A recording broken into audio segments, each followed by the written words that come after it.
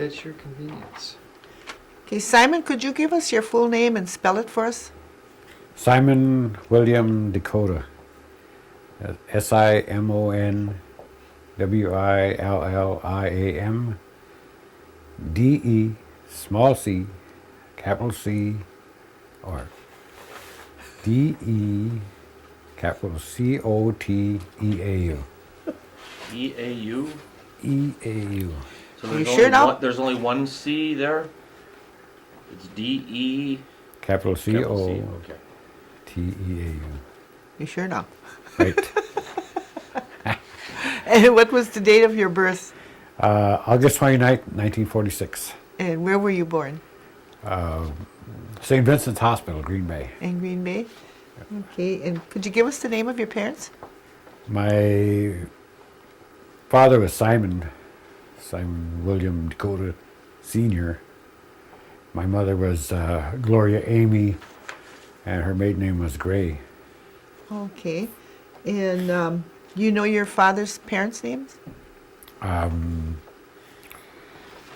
My grandma was Minnie. She married Julius Danforth. Her name was Minnie. Okay. Minnie Danforth. Okay.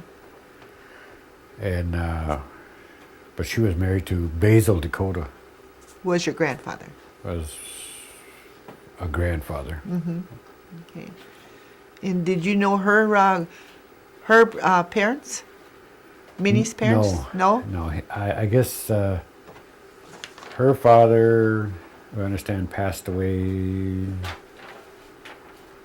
the early 40s, I believe. Oh, okay. His name was Filbert. Filbert? Filbert? No. Fillmore. Fillmore. Fillmore Cooper. Oh, Cooper. Your mother's maiden name then was Cooper. I mean, your Right. grandmother's maiden name was Cooper? Right. Oh, okay. Can you go back any further than that?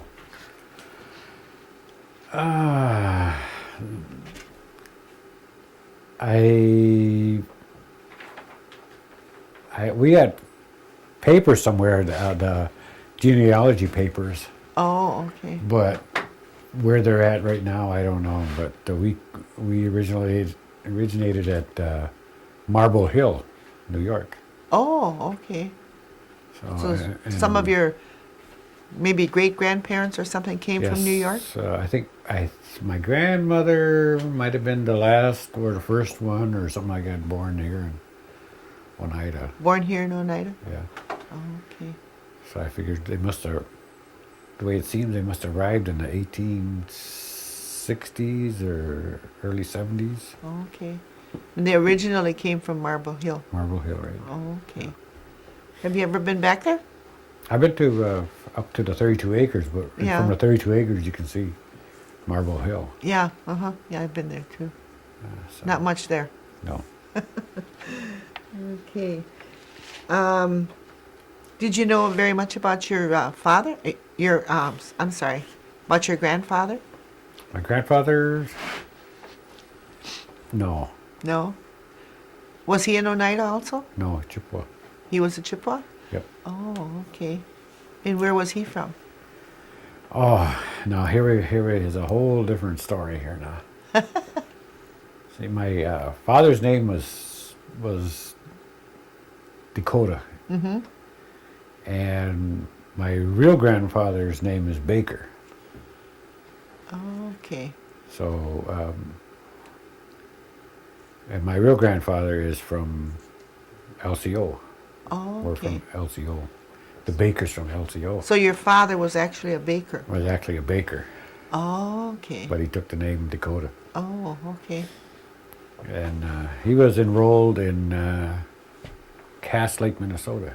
Oh, okay. So that's about, as far as I know, what, I've never studied that side of the family. Yeah. But Minnie was your grandmother, Minnie was my grandma, yeah. and she was Oneida. Right. Okay. Yep. Did you have any sisters and brothers? I have one brother, and I had three sisters. Could you give us their names? My brother is Gerald Dakota, and my sister is Audrey Marshall now. She married a marshal from South Dakota. My older sister passed away from a long kidney illness. And my younger sister, my baby sister, she passed away when she was 8 months old. Oh, and what was her name? Her name was Deborah. Deborah? Deborah Jean. And your oldest sister, what was her name? Yeah, the oldest one was Muriel. Oh, okay. Muriel Ann. Okay. And then, did your father have any sisters and brothers? Yeah, my father's brother was Harry Dakota. Okay. And his sisters were Auntie Jerry. I think her last name is Harvey. Was what? Harvey, Jerry Harvey. She lives in Taos, New Mexico now. Oh, okay. She's still alive. She's the only one. The only one that's left? The only one that's left. And there was Aunt Libby Martin, Muriel Erb.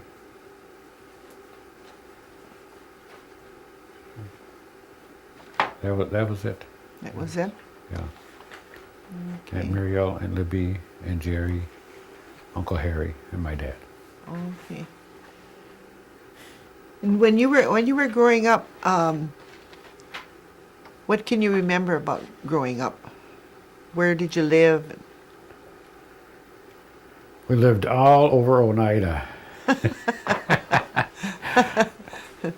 Oneida was your home, huh? Yes, I attended every school around Oneida here except for Highview. What schools did you attend? I went to Pine Grove out on 54, Mission School here, Chicago Corners, Silver Summit, Elm Hill, Old Glory, Golden Rule. Yeah, And that was just from moving around? that's from moving around. Oh, okay.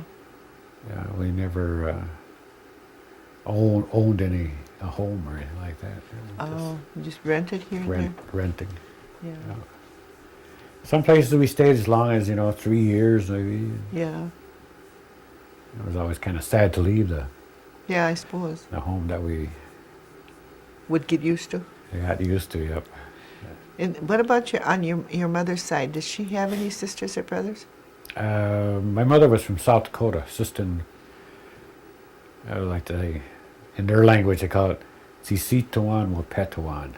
Oh, yeah. They're Oh. Sistan Wahpeton Sioux tribe from the northeast corner of South Dakota. Oh, okay. And she was the youngest. And I never knew my two middle uncles. They passed away in a big snowstorm in Oh. about 57, 58 In South Dakota? in South Dakota. Yeah, they got overcome by a blizzard, and that's how they passed away. And my other uncle, the oldest one, he lived to be 75, 80 years old, something like that. But that's the only one I knew was my Uncle She- Philip. She didn't have any sisters? No, she didn't have no sisters. Oh, okay. And I never met my grandparents on that side. And I used to go, for a couple of summers I stayed on the reservation out there. Used to travel out there. It was fun days. Fun days. They live a whole different lifestyle then. After you got done with all the schools on the reservation, where did you go then? We moved to Denver on relocation, Oh, okay. What year was that? 1960. Oh, okay. But there's a whole story to that too. My dad, for some reason, was in jail, and they let him out on Huber. In Denver? No, here. Here? no, Oh, here. In Okay. Allegheny County. So he come home one day and he says, "Pack up all the stuff. We're leaving town." So we had an old '49 Buick, and we packed up our stuff and we got in a 49 Buick and headed out west. And it was kind of a cool trip because, I don't know, somewhere along maybe Wausau, we seen a hitchhiker. And our car was packed, and so we just passed him by. And it seemed like about 3-4 hours later, he was in front of us hitchhiking again. And he would just wave at us, and then we passed him up about 3 times, and pretty soon he was just waving at us as we go by. Last time we seen him was in Minneapolis somewhere, St. Paul, Minneapolis. That's where we seen him last. But we went out to South Dakota, and the sheriff picked up my dad in Siston, and he wanted to extradite him back to Wisconsin for escaping jail. And my dad wouldn't sign the extradition papers for him to bring him back. And he says, "You know how much it's going to cost the state of Wisconsin to bring you back to Appleton here?" And he said, "It's going to cost over $3,000 a state." It was $6,000 to. He said, still not going to sign." And he says, "Well," he says, I'm not gonna extradite you back to Wisconsin because it costs too much." And he said, "But you ever show up in Wisconsin here, so I'm going to put you in jail forever." So we just never went back to, we never came back to Oneida. And we went on relocation from there to Denver. From Siston? Yep, from Siston in South Dakota. We went to Okay. relocation to Denver. And that was 1960. And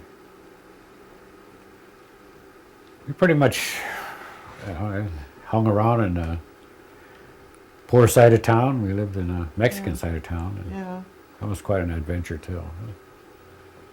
But eventually I left Denver. I think I was 18. I left home, and I went back to South Dakota, and I was there all summer long. I got there in early May, and I was there all summer long. And September, I don't even know what day, what part of September it was, but my cousin was killed in a car accident in Lansing, Michigan.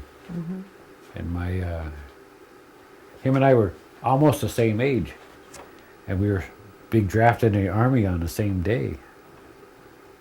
And I got drafted, but I didn't want to go because, well, the war was on, and I didn't feel like I was ready for that. But I left. I got out of that situation. I told them everything, that little thing that I ever did wrong, and they wouldn't take me. I mean, traffic tickets, everything. I wrote down everything that I ever did as far as the law. It was nothing, but they still weren't going to take me. So they let me go, and I came onto Wisconsin here sometime in December. I finally got to Oneida. And then in January, I got a letter from the draft board, or it wasn't a letter from the draft board, it was a letter from the FBI addressed to my sister looking for me. So I had been on the run for almost 10 months, 12 months. But I took the letter down to Appleton, and 5 days later I was in the Army. I spent 1 year, 11 months, and 11 days in the Army. And I was stationed in Germany, which was lucky for everybody. Because I guess I had a drinking problem when I was in the military. I drank a lot. I was honorably discharged, and I had made PFC stripes and stuff like this. So basically, the Army and I didn't get along together. And I returned back to Denver That was in 68. I left in 65 and I returned to Denver in 68. And I located my mother's house, and she was glad to see me. She didn't expect to see me, but she was glad to see me. And I met my former wife. Her name was Shirley Matox, and she was from here. And her family was on relocation too down here. Oh, okay. Were there a lot of Oneidas there on relocation? Well, we also ran into Andy Summers. Oh. Andy Summers was practically part of the family. And so there was just like Andy and Bill and Lavinia Matox. And that's the only Oneidas we ever knew. Oh, okay. But I guess there's quite a few of them in Denver, basically. But that was who we knew. And You got married then? I got married in 1969, Okay. March of '69, and To Shirley Matoxin? to Shirley Matoxin. Uh-huh. And she had already been married, and she was divorced. And she stayed with my ma. My ma took care of her and her family, and I was noticed that back then that everybody took care of everybody. You could go live with a family that you were no relatives of or anything like this, and you're still accepted there. Yeah. I was thinking back, a long time ago. I always remember kids coming and staying at our house, and they stayed there for 2-3 months or whatever. But that's just the way things were. I guess we're supposed to be like that. Yeah. Anyway, Shirley and we had 2 kids. I have 2 stepdaughters, Caroline and Gail. Their last name is Padilla. And my kids is David Dakota and Simone Dakota. Oh, okay. Simone, pretty Yeah. name. I had nothing to do with naming any of these kids. And well, I think we moved back. We tried maybe twice to come back to Oneida and live back in the early 70s, maybe 1970 or something, 71. And came back here to try to live, and there was virtually nothing going on here. Nothing, no work, construction maybe if somebody was lucky. Yeah. And basically there was no work, and I think we might have maybe we came back in 71 or 72. Then we came back. Well, my father passed away in 1976, so we came back for the funeral. And Was that here or in Denver? he lived in Chicago. Oh, he was living in Chicago. And then he passed away, and we brought his body up here and we buried him at the Methodist Church. And the following year, Shirley came back, and then about 2-3 months later, I came back to Wisconsin. We lived in Green Bay, and we lived in Site 2, and basically we got sober. I used to drink quite a bit. And I sobered up in like 77, and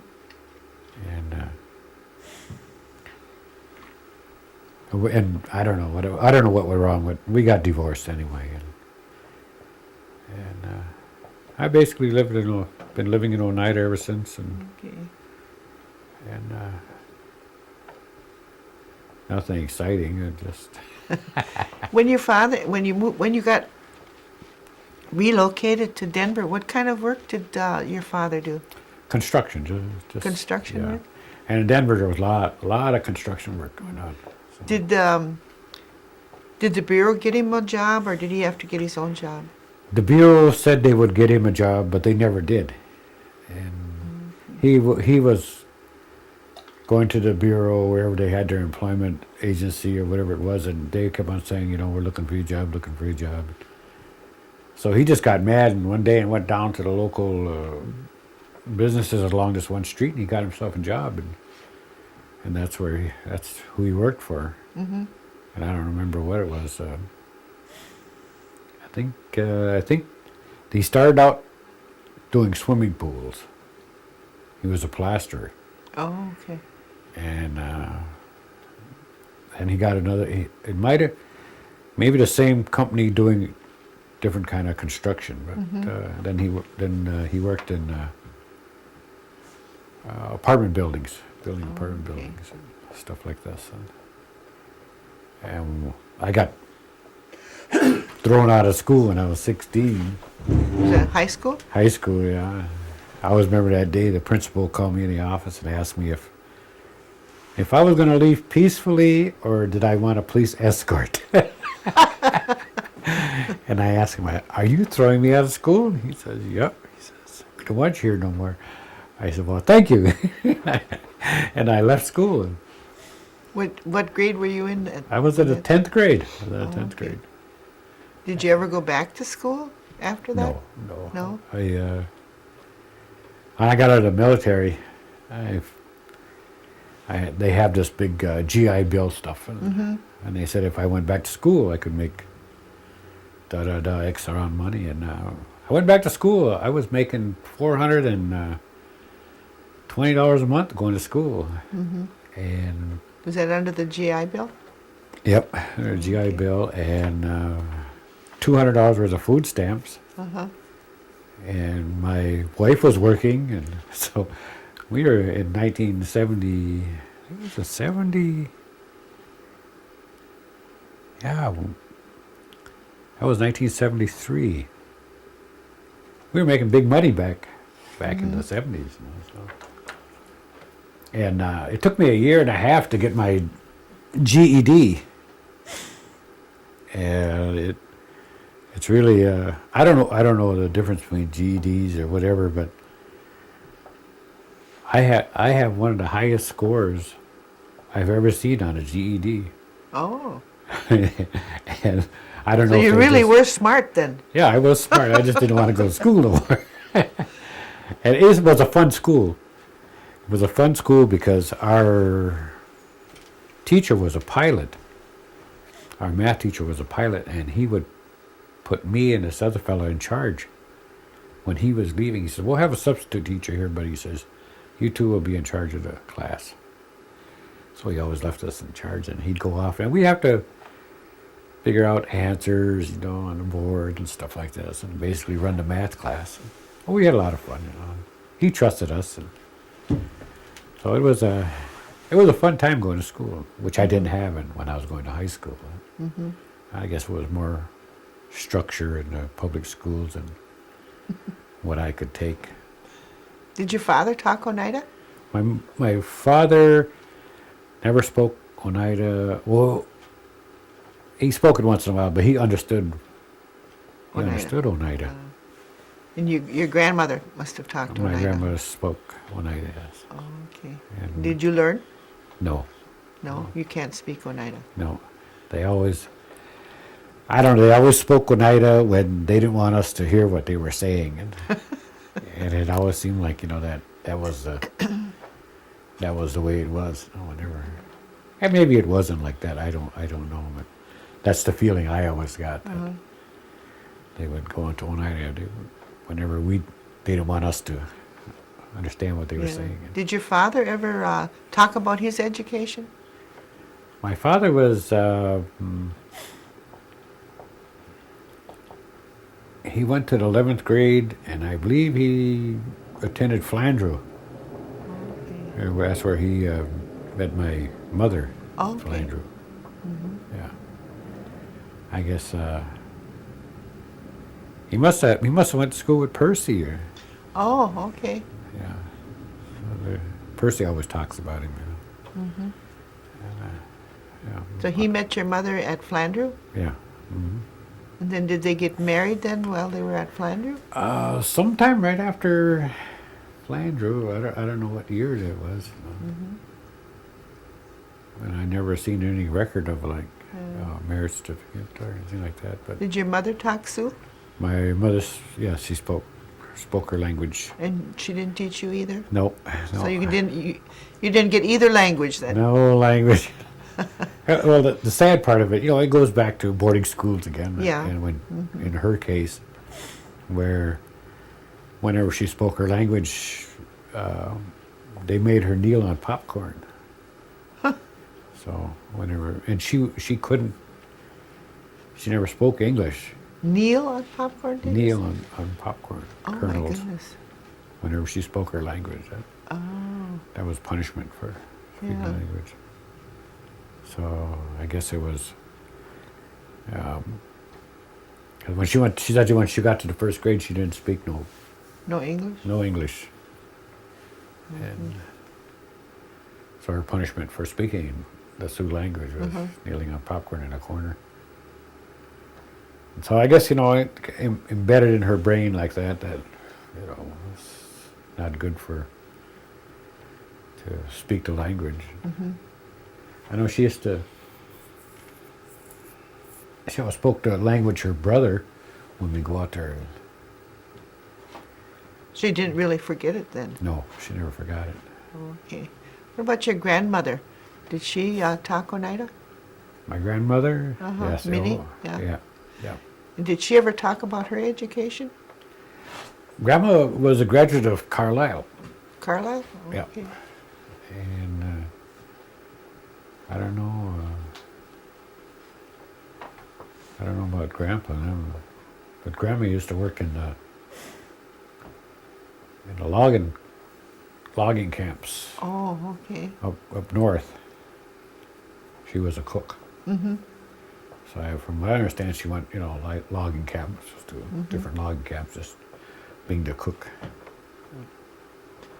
But she graduated from Carlisle. Yeah. Okay. So, and your grandfather, you don't know where he went to school? No.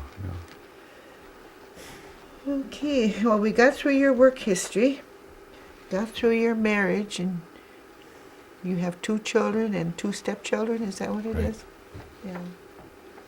And did your parents ever talk about any kind of herbs that they used for medicines or anything back then?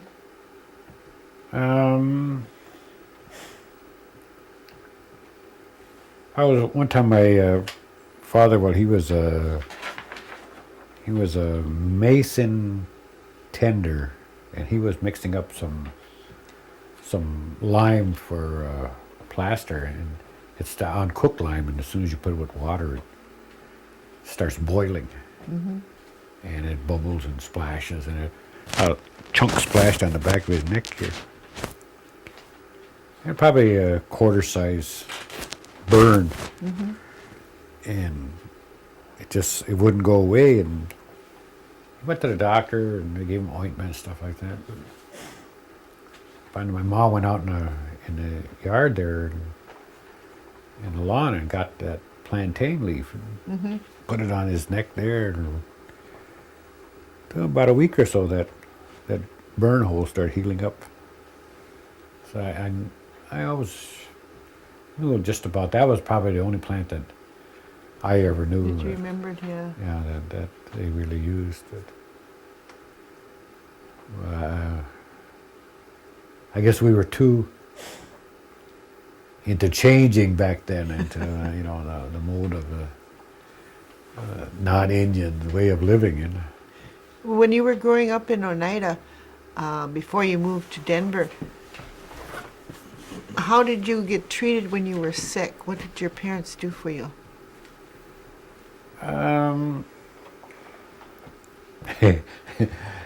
The Vicks. I always remember Vicks, rubbing on the chest and putting a hot cloth over there. And I don't know if that did any good, but I always remember feeling really good when they did that.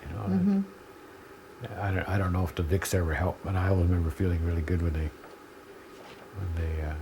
put that warm cloth on my chest, and it was a comforting.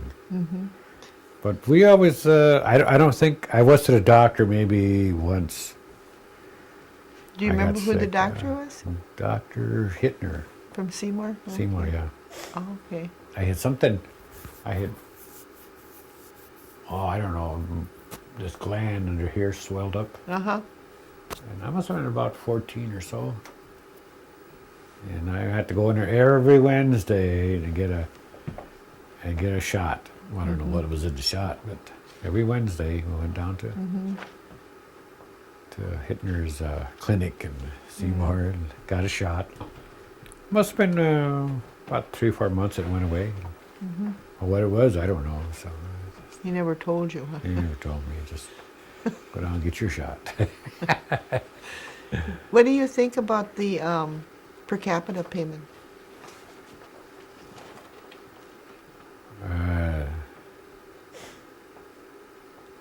The per capita payments. Well, How do you feel about it? I think that, for one thing, I don't like per capita payments. Okay. Yeah, I was from South Dakota. I was enrolled in South Dakota, Uh-huh. and they gave out a big per cap, and seemed like it just disappeared. $3.6 million. Poof. What did they give out the per capita for? Mississippi claims, land taken from the Sioux along the Mississippi somewhere. Oh, okay. And they give out this big per capita. And we got about, I think it was $1,100 a piece. But it didn't go nowhere. Yeah. And we just blew it on whatever. And, maybe a new wash machine or, Yeah. you know, if we had Was that just a one-time payment? one-time payment, yeah. Oh, okay. So now, when it comes down to our per capita payments, you know, I don't. I'll take it, but it's something that Yeah. if we could benefit from taking that money in one massive amount and Yeah. doing something with it, instead of just dividing it up into having Yeah. little pieces, and you know, nobody can do anything with something that's that small. And that's, I'm not a fan of per capita, Okay. but then I'm not a fan of the way the nation spends its money either. So Yeah. we either get a big per capita or, you know, let's spend it right. I still live in substandard housing. Well, you know, we're spending who knows how many millions of dollars on hotels here, and giving it all out to Green Bay and Ashwaubenon and the state of Wisconsin. And, you know, when we all live in decent housing, then we might be able to give them something. But What do you think about the elderly programs that they have? Do you think they do enough for the elderly, the tribe? I don't know. I'm not elderly yet. You are elderly. You're a senior citizen. I know. I used to work for the senior program. I was a driver, and I was a home chore supervisor. And I think the elderly on this Oneida Nation gets treated really well. I've lived in South Dakota, and I seen how other nations treat their elderly. You know, around here, this is fantastic. And I don't know if it could be better. You know what? I've been to poorest community in North America. You know, Wounded Knee is a pitiful place to be. And, compared to, you know, Oneida or even compared to the place where I live, I'm doing well. But you know, I'm still not a fan of per capita.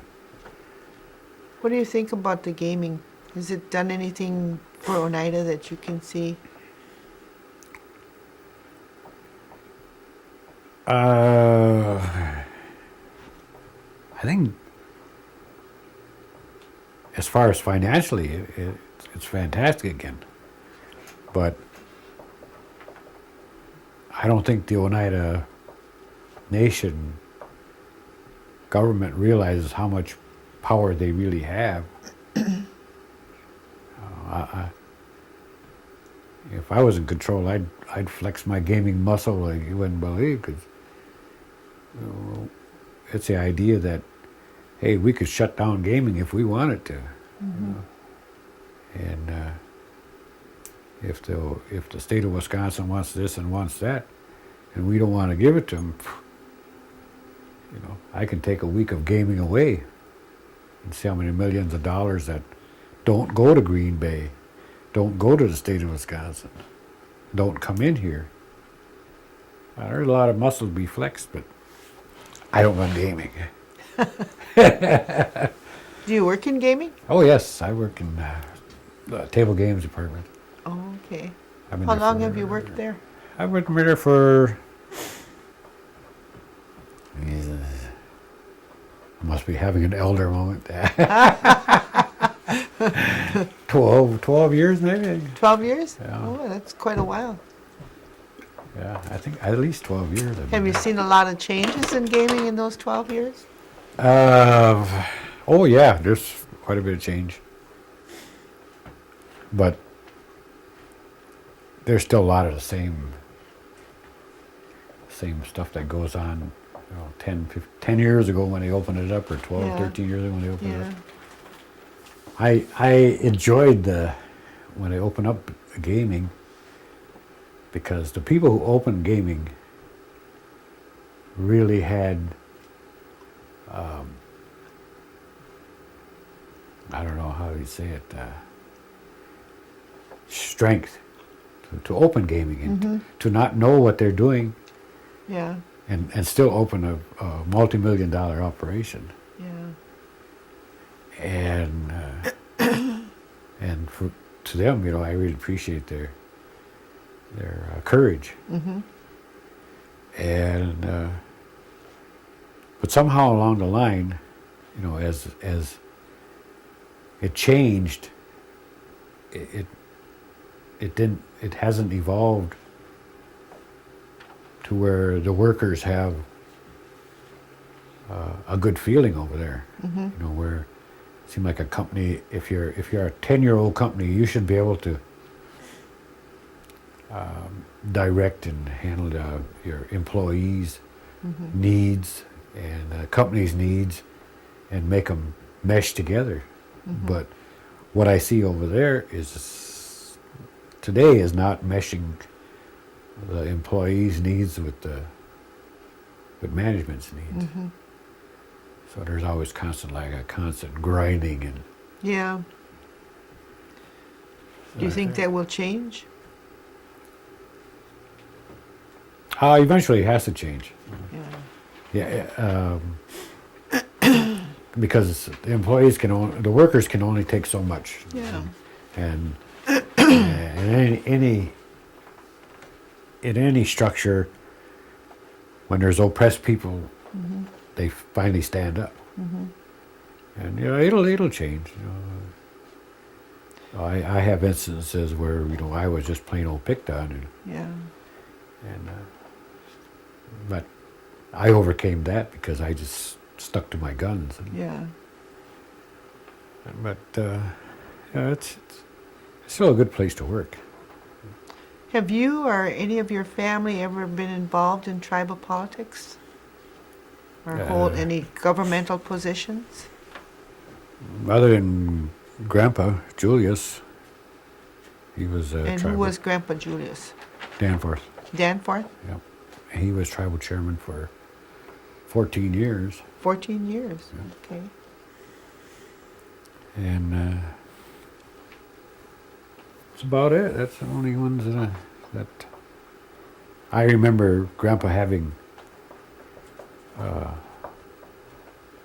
tribal meetings or at his house, Mm-hmm. and them all sitting on benches on that in that little living room of theirs, and Grandpa always saying, "What we need is more power." That was his saying. What we need is more power. And from what I understand, he was one of the ones that initiated the land claims settlement. I think it was Andrew Beechtree, or Mm-hmm. there was a few of them that had to start the land claims. So, What do you think about the land claims? yep. You're referring to the New York land claim, right? Yeah. I went out east. I've been out there a couple of times, and I feel at home out there as well as I feel at home here in Wisconsin. I feel at home because that's where my ancestors are buried. Mm-hmm. I have the same feeling when I go to South Dakota. My ancestors are buried out there, and I have relatives buried here, so it's my feeling that land is ours and will always be ours. Mm-hmm. And as long as I'm around or I'm breathing, we'll always fight for that land. Mm-hmm.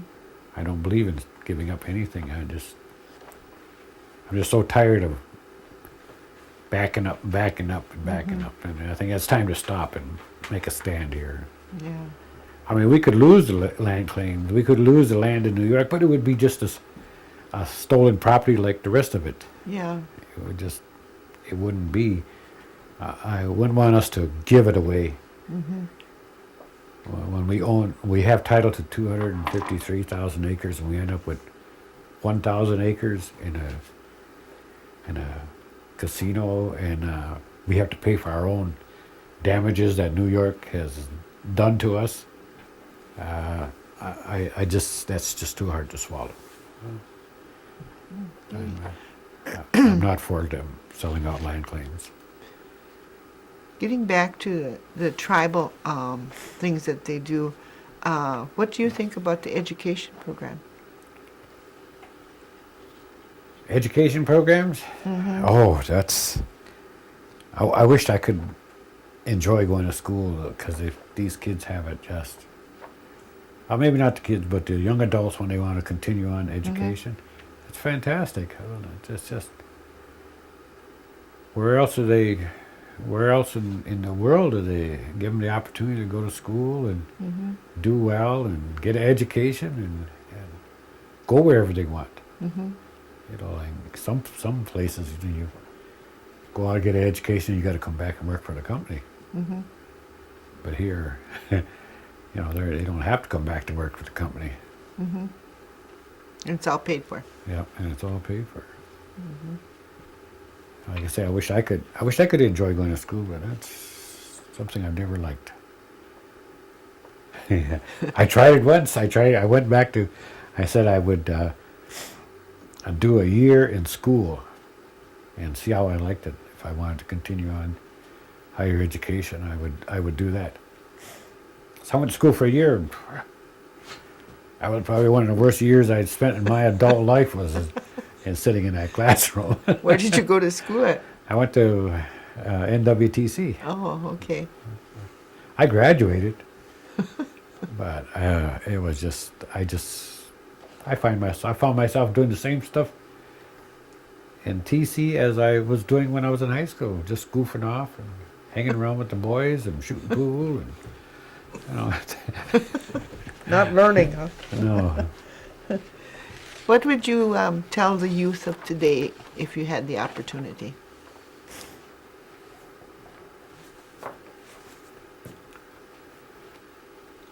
I think that the youth of today should look back on our past history and how rich and how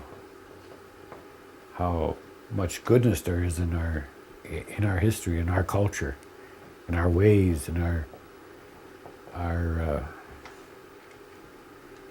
where we live, in the land that we walk upon right here in Oneida, Wisconsin. It's just so beautiful. When we were kids, we roamed up and down the creek here. Mm-hmm. And if the kids would only take advantage of all the stuff that's around them, just even walking in the woods and I know this place is so rich, and it's I just love Oneida, and I would just have, if the youth would just spend more time being Oneidas and doing their best to be the best Oneidas they possibly could be.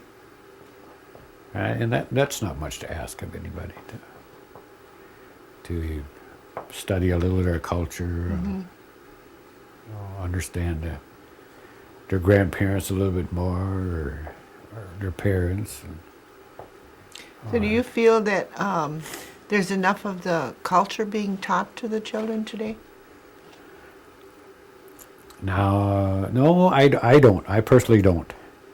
I personally think that I don't know how many times school has started up to teach culture and language, and I really believe that we could be first class Oneidas, and in past histories and the way we talk, the way the speeches were given in Oneida, and the way people spoke in English and communicated to the non-Oneidas, there were some really elegant speeches being put forth, but it's we're trying to be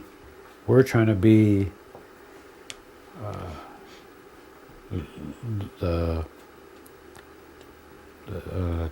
take up the white man's ways, and it's just not working. It is just not working. And I've been to communities that up in Canada where it's today, but you go in that community and it's like 30 years ago, maybe longer than that. And the way we acted in Oneida here, these people are still living that same way in Canada. When I was growing up, I could go to different houses on the reservation and just be there for supper. I didn't have to be playing with the kids there. I didn't have to be. They always told me, if you're hungry, stop in and have supper with us. But do we do that today? Not very often. And there's some things in our culture and our Oneida heritage that really dictates that that's how we should be living. So anyway, we are good people, kind people. Are you in favor of the language program? Very much, very much. Okay. I think the language is one of the most important elements in the culture. Are you participating in the language program? No. I'm going to get cranked up to one of these days. When you're an elder? Yeah, when I got plenty of time.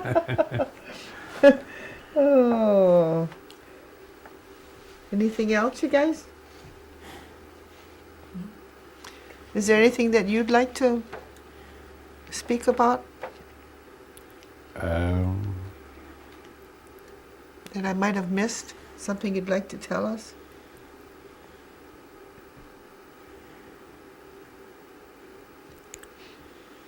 No, No? that's about it. I've got one question, and that's in regards to when you went on the relocation. You said you went out of South Dakota? Yep. And did the Bureau of Indian Affairs have an office there that you went through, that your parents went through to go to that? Do you know?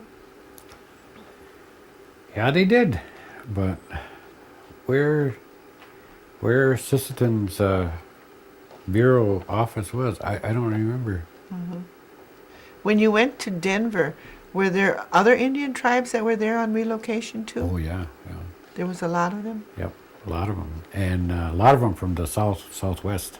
Oh, okay. And were they able to get jobs and that you could see? There were so many other people in Denver. I hardly ever ran into Indians. Oh, okay. We lived in a Mexican side of neighborhood, and so that's who I had chums with. Did they have a place waiting for you when you got there to live? We lived in a motel, and then we moved into the housing projects. Oh, okay. And I really loved the west side of Denver, and it was a all Hispanic neighborhood. All Hispanic. Did And you it learn was- Hispanic? No, but I chummed around with it. But they were. We had the local gang, you know, on the next block from where I lived. There was a gang Yeah. that lived there, and the neighborhood was so Hispanic that they wouldn't allow any other race to move in. Oh, really? They would. I seen them coming down the street, 100 strong, and just go to the house where these black people lived or white people lived, and just destroy the house. Really? Oh. But they left the Indians Well, alone. Indians and Mexicans, we all got along together. That's interesting. You know, it was a rough neighborhood back then, Yeah. but it was all Mexican neighborhood. Okay. Well, I want to thank you for sharing the story with us.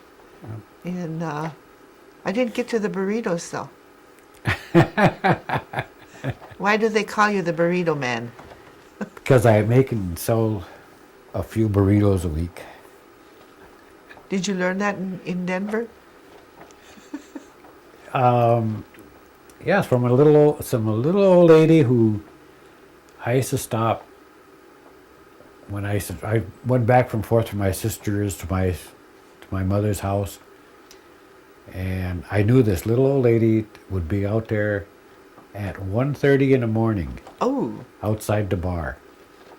This one big Mexican bar, and so at 1:30 I'd stop by there and buy burritos from her. And oh, they were so good. And when I moved to here to Oneida back in '79, I was so broke, no job, no nothing.